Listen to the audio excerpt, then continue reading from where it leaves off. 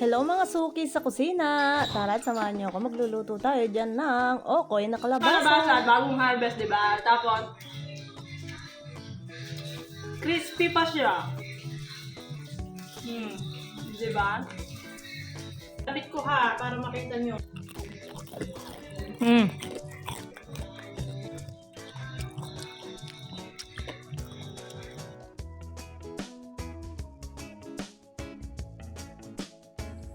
Legit to ha, bagong pitas. Oh, ayan oh. Laki oh. Oh.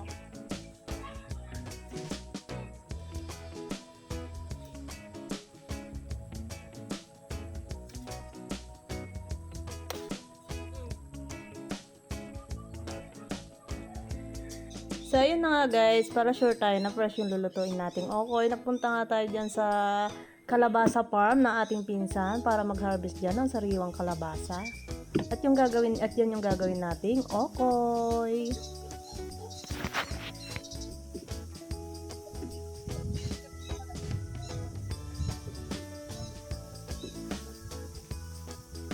So ayun na nga, pag uwi ko nga ng bahay, binalatan na natin yung kalabasa dyan. So isang kalabasa lang pala yung ginamit natin, tapos gagadgarin natin. So hindi ko na pinakita sa inyo kung paano ito balatan kasi alam ko naman na marunong kayong magbalat niyaan.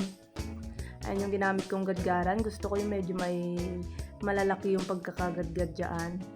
So nakikita nyo naman yung texture ng kalabasa natin ginadgad dyan. Medyo mahahaba ang kanyang hibla. So ayan na nga, after natin siyang magagad, syempre titimplahan na natin siya. Naghiwa tayo dyan ng bawang tsaka sibuyas. Nilalagyan din natin siya ng pampalasa, paminta syempre.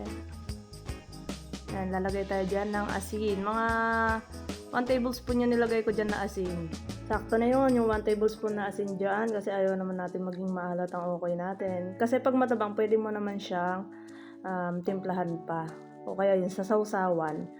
Pwede mong medyo alatan yung sausawan mo para mag-balance siya. So ayan, ginamitan ko na nga yan ng magic kamay ko. Siyempre make sure na malinis ang inyong kamay bago nyo lamas-lamasin. Para malinis ang ating kakainin. So ayan na nga, naganap pa nga tayo dyan ng cornstarch. So nagsimot-simot tayo dyan yung mga tira-tirang cornstarch. So isasalin ko sana sa bowl pero wag na kasi siya pang urungin. So direkta na natin dyan siya, naka-plastic lang yan. So half cup yung cornstarch ko na yan, sa tansya ko lang. Tapos naglagay din ako dyan ng 1 cup na all-purpose flour. Ayan.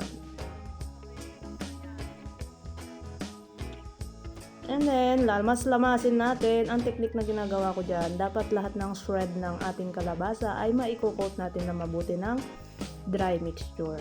Yan, yung cornstarch tsaka all-purpose flour. Yan lang yung pinagsama natin dyan. So, after natin ma-mix, ma-coat natin mabuti lahat ng shred ng kalabasa, maglalagay tayo dyan ng 2 itlog.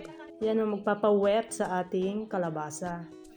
Siyempre, pampalasa at sahog na ng ating okoy, naglagay tayo dyan ng hipon. Ayan yung hibe, yung hipon na maliliit guys. Ayan. So kung meron naman kayong malalaki, pwede rin kayong maglagay niyan. Pero hindi nyo siya pwedeng lamasin kasi matutusok kayo ng mga sungay-sungay ng hipon dyan. So ayan, nilamas ko nga lang siya mabuti hanggang sa yung dry na kalabasa natin na na-coat sa dry mixture ay mababasa siya ng ating egg para mas talaga namang sure na magiging crispy siya at hindi siya maghiwalay-hiwalay sa isa't isa. Diba? Para walang kawala pag prinito natin. Ayan. So, lamas lang tayo dyan. Kung naiilip kayo sa paglalamas ko ay pwede nyo na i-pass forward yan.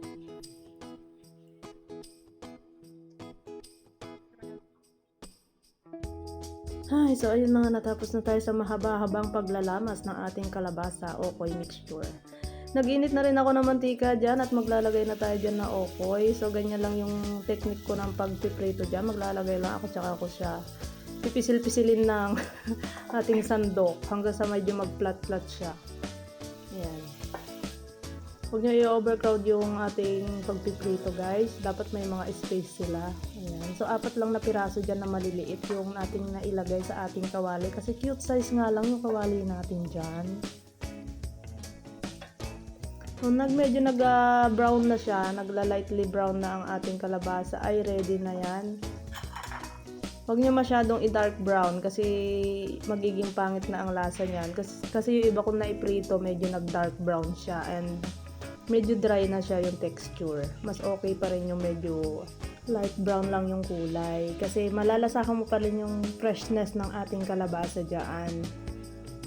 Yan, so prito lang natin lahat ng ating pokoy dyan. So hindi pare-parehas nga yung, yung size ng pagpiprito ko dyan.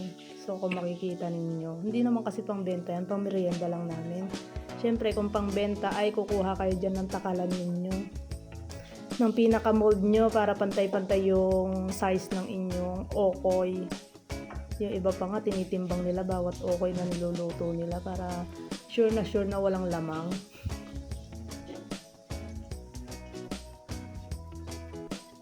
Ganyan nga lang yung ginagawa ko. Pag yung isa ay na luto na, tatanggalin natin. And then, syempre, may isa na namang space. Lalagyan ulit natin yan.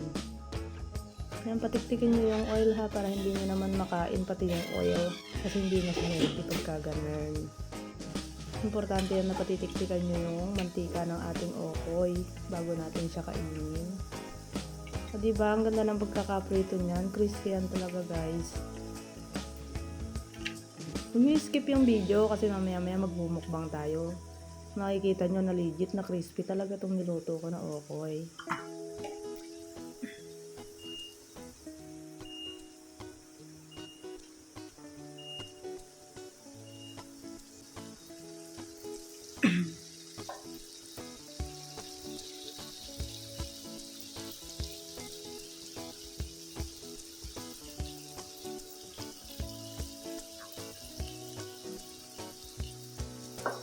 Yan. So, nagluto tayo ng okoy.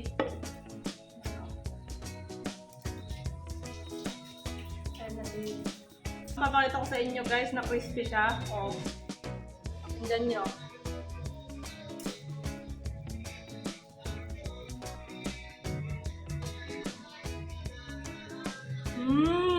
Crunchy.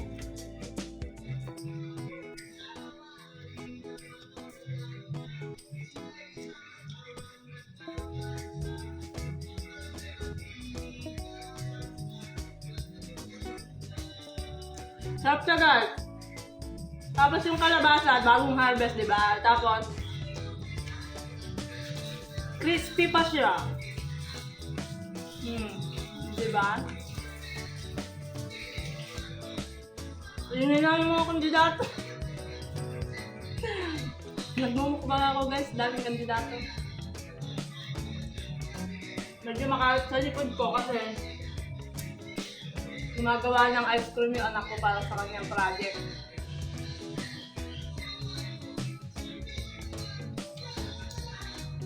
Lalapit ko ha, para makita nyo.